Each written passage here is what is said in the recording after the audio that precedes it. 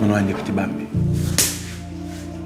bu yeboon na nga xam ne di nga ko takk nag waaw man dooma teggaate ñaar yoon.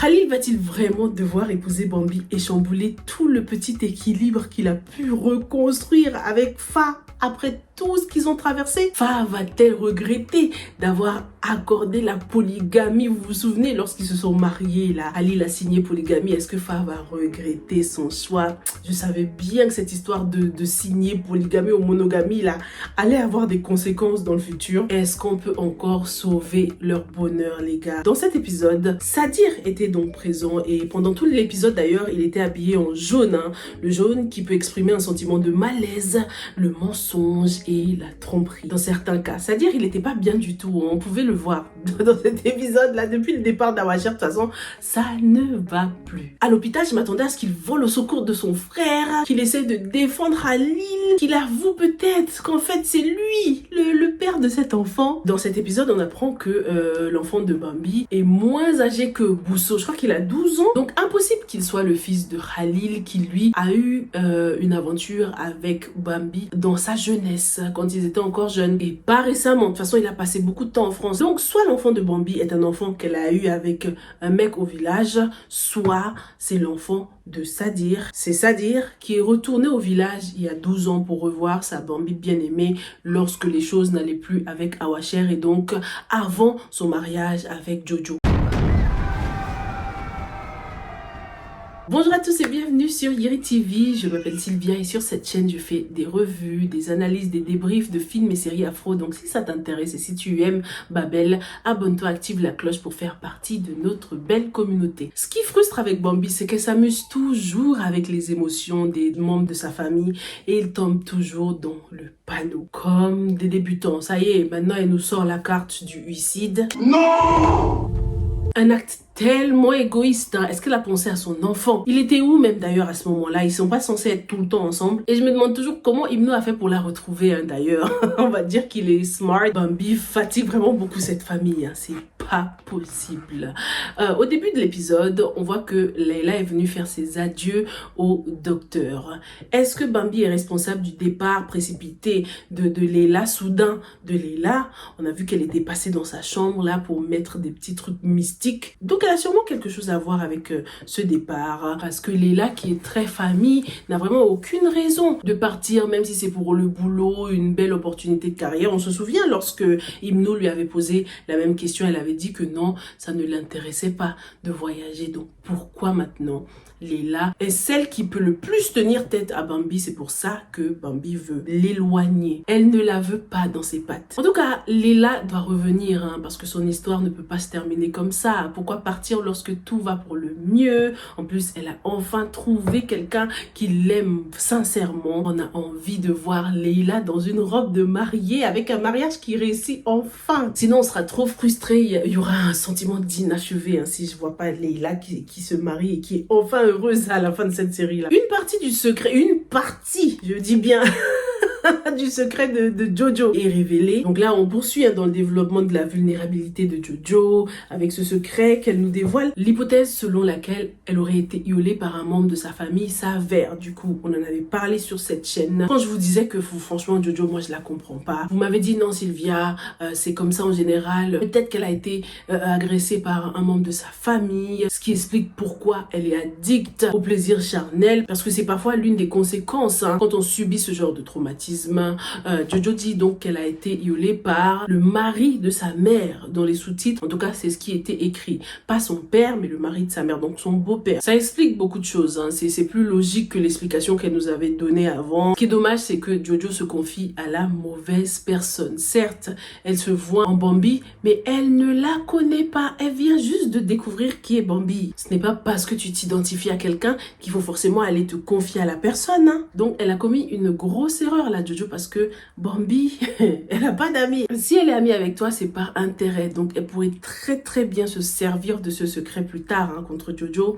Jojo aurait dû se confier en son mari quand même. Jusqu'aujourd'hui, Sadir ne connaît pas son histoire. Apparemment, Leila était au courant. Mais franchement, Leila, c'est pas parce qu'une de tes copines a eu un traumatisme comme ça qu'il fallait la présenter à ton frère. C'est quoi ça? Si on devait tous faire ça, on bousillerait plein de mariages là. Jojo avait besoin certes d'un mari, mais qui t'a dit que Sadir Awasher avait besoin d'elle. Qui t'a dit que Awasher avait besoin d'une co-épouse, franchement? Erreur monumentale, on a vu les conséquences par la suite, avec tout ce déséquilibre, tout ce que Awasher a fait. Maintenant que Awasher est parti, Sadir est complètement bousillé émotionnellement, ça va pas du tout. Même s'il ne veut pas se l'avouer, il l'aime beaucoup. Awasher, c'est la femme de sa vie, il serait temps qu'il l'accepte. Alors, Bousso, je vous disais dans l'analyse précédente que j'aurais aimé voir plus d'émotions en ce qui la concerne par rapport au départ de sa mère. Là, il y en a eu un peu plus. Bon, j'étais pas non plus touchée de ouf, mais ça va, c'était mieux qu'avant. Bousso est restée fidèle à elle-même, toujours à avoir des paroles assez matures.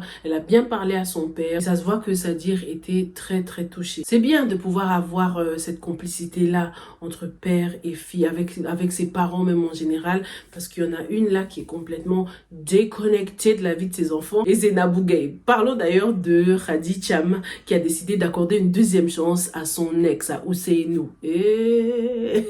Bon, d'un côté, je suis contente parce que, comme je vous l'ai dit dans la revue précédente, je ne voulais pas que les choses se fassent tout de suite entre Khady et Tidiane. Je voulais des obstacles là, donc c'est parfait. D'ailleurs, quelqu'un nous a rappelé un point important concernant Tidiane, parce qu'on disait que Tidiane n'avait pas encore de situation, qu'il n'était pas vraiment prêt pour le mariage, mais vous nous avez rappelé que Tidiane, il travaille quand même, il a déjà un travail, il est poissonnier, et en plus, il travaille déjà dans l'entreprise familiale. J'avoue qu'on a tendance à l'oublier, parce qu'on a l'impression qu'il est toujours en mode struggle. En même temps, il vient juste de commencer tout son travail à la boutique. Mais c'est bien de nous l'avoir rappelé. S'il épousait Khady Cham aujourd'hui, Khady viendrait habiter avec sa famille, c'est ça. Parce que Tidiane, je pense pas qu'il ira se trouver un appartement, je sais pas. En tout cas, Khady Cham aura la chance d'avoir une belle-mère très complice avec elle. Plus à l'écoute que sa mère. Maintenant que Leila est partie, Khady a besoin de se confier en quelqu'un d'autre. Sa tante Marème, ça se voit qu'elle est prête à être cette confidente là, mais j'aimerais beaucoup que Khady se rapproche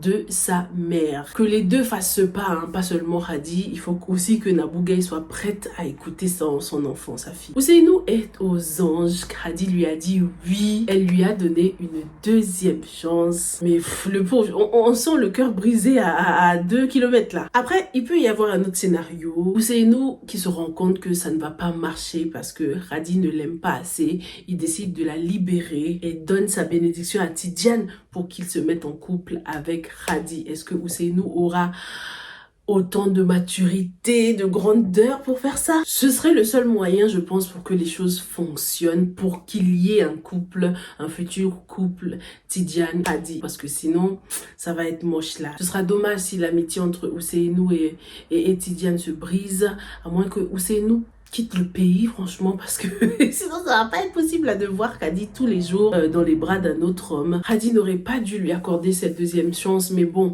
je comprends aussi pourquoi elle l'a fait. Il est présent en ce moment, il l'aide beaucoup, mais il faut qu'elle se souvienne qui était vraiment présent lorsqu'elle était at her lowest, à Nanganungula, en train de nettoyer les toilettes, là, le hard knock life. Qui était là, Khady? Souviens-toi de ça. Est-ce que Ousseynou serait capable d'être un mec de la galère?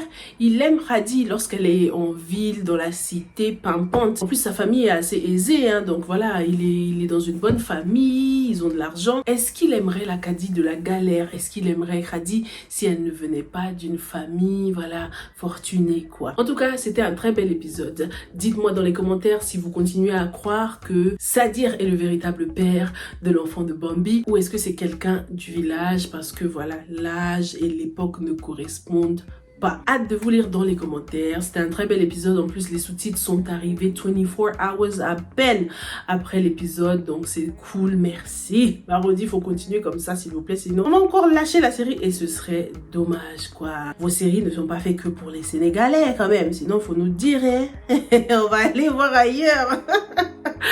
Allez, merci beaucoup et on se retrouve dans la prochaine. Stay safe and stay blessed. Bye.